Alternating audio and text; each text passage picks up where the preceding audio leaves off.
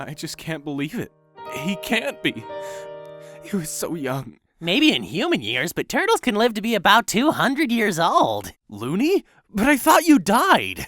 Nah, that was just a cover-up. Another Rift member's trying to keep me as a pet. Dang it, Sweetie Bloom!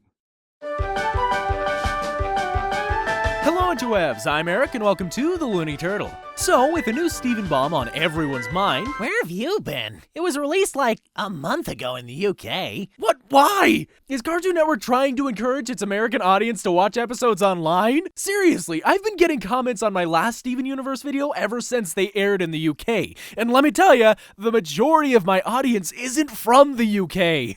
Either way, at least now we know with absolute certainty that Pink Diamond is not Rose Quartz. How do we know that? Because we saw a bunch of bubbled Rose Quartz soldiers with the exact same cut as the Rose Quartz we know. If Rose was a diamond, why does she have the same exact cut as the other Rose Quartz? Maybe Pink Diamond was sculpting them in her design. I doubt it, because up to this point we've seen two diamonds and they appear to have a consistent shape to their gems. These are very clearly diamonds, whereas Rose Quartz has a very rounded gem in comparison. What if she's just shape-shifting her gem to look like another gem? Because the form would be too hard to maintain, especially after becoming Steven. Seeing how it's difficult for Amethyst to maintain a form for hours, I don't think that it would be very healthy for any gem to do it for extended periods of time, especially not for thousands of years. Well, at least now we can say that Pink Diamond was killed, right? Not quite, but that hasn't prevented the barrage of comments I've been getting about how Pink Diamond is officially dead. Well, we saw her grave. Yeah, but just like the intro to this video, a grave doesn't always mean that a character's dead.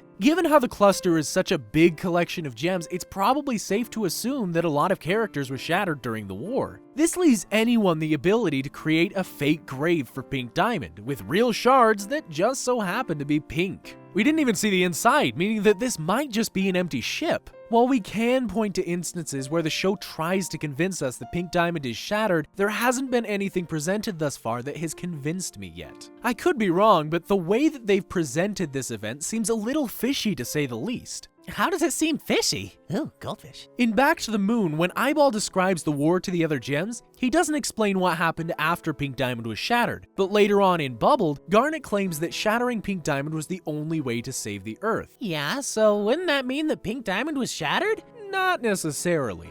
Had Garnet come out and said yes or explained how she saw the evidence firsthand, I wouldn't have any doubts about Rose shattering Pink Diamond, but that's not what Garnet did. She danced around the issue, telling Steven that Rose did whatever she had to in order to save the Earth, and that in the end, she had to shatter Pink Diamond. However, if Bismuth created the breaking point during the war, then it's clear that Rose was against shattering other gems. This seems to be the case since in Bismuth, she talks about how this weapon could have easily won the war. Here it is.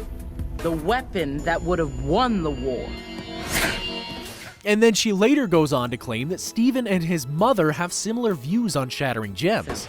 No! No one is using it! I'm sorry, Bismuth, but it's not right.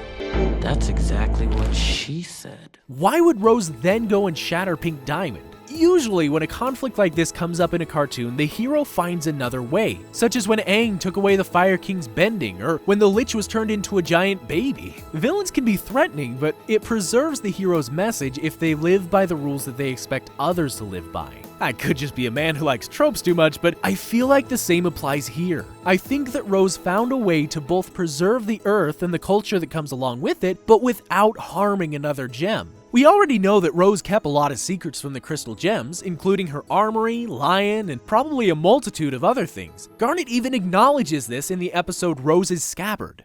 Rose kept many things secret, even from us. And a final thing that I'd like to touch on is the fact that Pink Diamond's subjects, mainly Rose Quartz soldiers, were bubbled between the time Pink Diamond was shattered and present day. So, with all of this in mind, here's what I think happened. Near the end of the war, Rose Quartz gathered a small army of Rose Quartz. She then used those gems to rush Pink Diamond. This would make it difficult for most gems to see what's going on, leaving the perfect opening for Rose to poof Pink Diamond, bubble her, and then leave some pink shards to make the scene more believable. This would also explain why Yellow Diamond asked the question, "Why would you want to employ her subjects that destroyed her?" Well, where did Rose put Pink Diamond then? As I said last time, it's possible that she was put with the rest of the bubbled gems, but at this point it doesn't seem very likely. However, she could have put Pink Diamond in that chest in Lion's Mane. Why there? Well, with it needing a key and all, perhaps Rose wanted to make sure that there wasn't any possible way to release her until Steven was ready.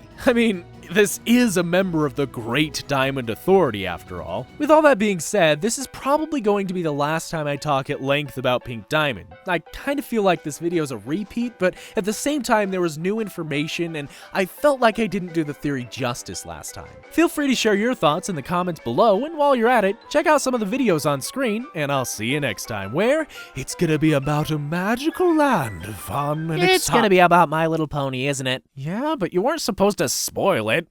You're almost as bad as Bill.